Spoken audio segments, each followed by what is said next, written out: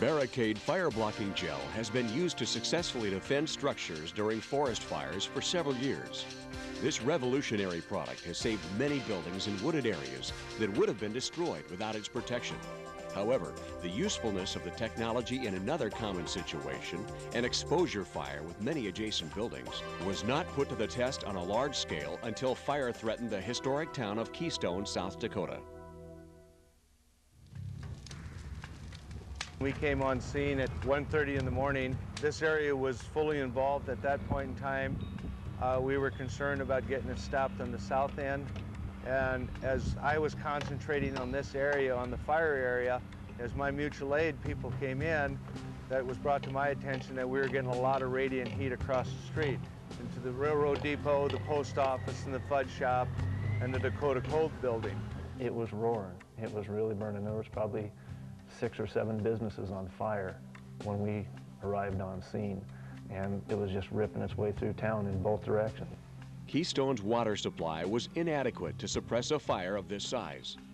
Firefighters supplemented the municipal supply by transporting approximately 350,000 gallons of water by tender shuttle during a 6-hour initial attack on the fire. The task of suppressing the fire was complicated by the non-fire resistive construction and the common attics connecting many of the structures in this town, whose economy today is based in large part on the millions of tourists that visit nearby Mount Rushmore National Memorial. As I walked up on the steps of the Black Hill Central Railroad Depot, the curtains and the blinds were already melting inside the windows, and there was even some flames showing around the vinyl sash on the windows.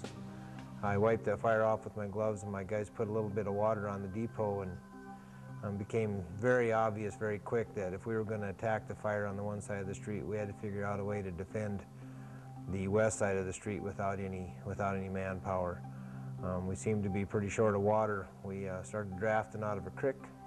I was there a few minutes, and Captain Sabo showed up from Rockerville, and he had done a little training with us on barricade gel, and I said to Gordy, I said, "You wouldn't happen to have any barricade with you?" Because I said, "We're really going to need some for this side of the street."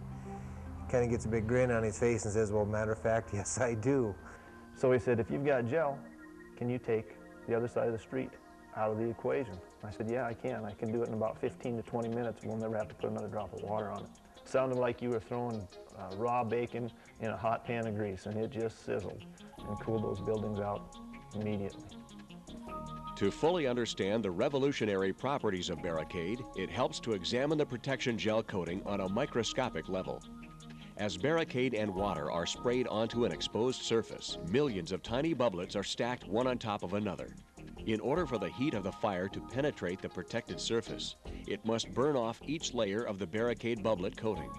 Each layer holds the heat away from the next layer of bubblets beneath. This stacking behavior is similar to that of AFFF or Class A foams, except that Barricade bubblets are water-filled, whereas foam bubbles are air-filled.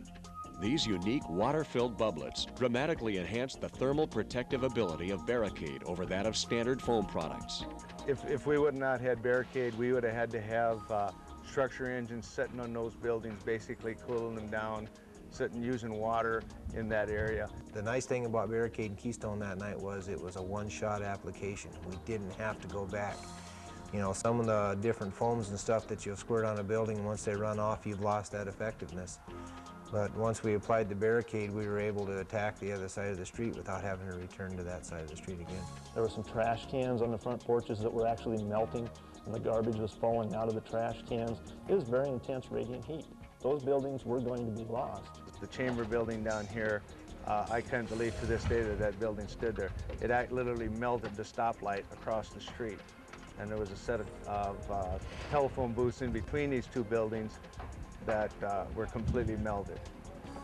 And I believe that if these buildings right here, if there wouldn't have been Barricade on them, that building there would have been up.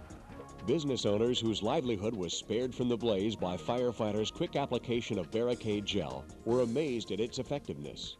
People who own businesses directly adjacent to the blaze were surprised to return to their shops to find minimal heat, smoke, or water damage. All of this had already started to melt up on the top. You can see the kind of plexiglass letters that just kind of folded over. And then after they put the spray on, nothing more happened to any of those. We didn't lose any candy at all. Not one piece of fudge melted. not any of the chocolates melted. With using the barricade and saving our building, we only lost 1 day of business and revenue of not being able to run the train into town.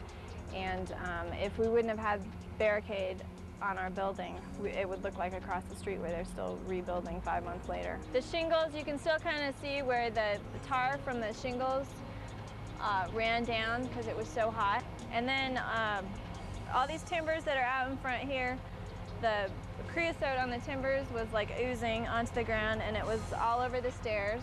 To clean it up, barricade was really easy to clean up. All we did was get a sprayer with water and just sprayed the front of the building, and it just completely went away. And then we used a rag on some of the railings with water and some soap and washed it off. And I did ask what it actually cost to save this building, and they said it cost about $250. I believe that's what it is for a case. And I said, boy, if you did live in the Pines, it would be really worthwhile to have a case of this in your garage and be ready to use that to save your own house. We're definitely going to train on it more, and it's something that's becoming one of the tools in the fire service. Whether fighting forest fires, saving single homes, or controlling an exposure fire, Barricade Gel really works.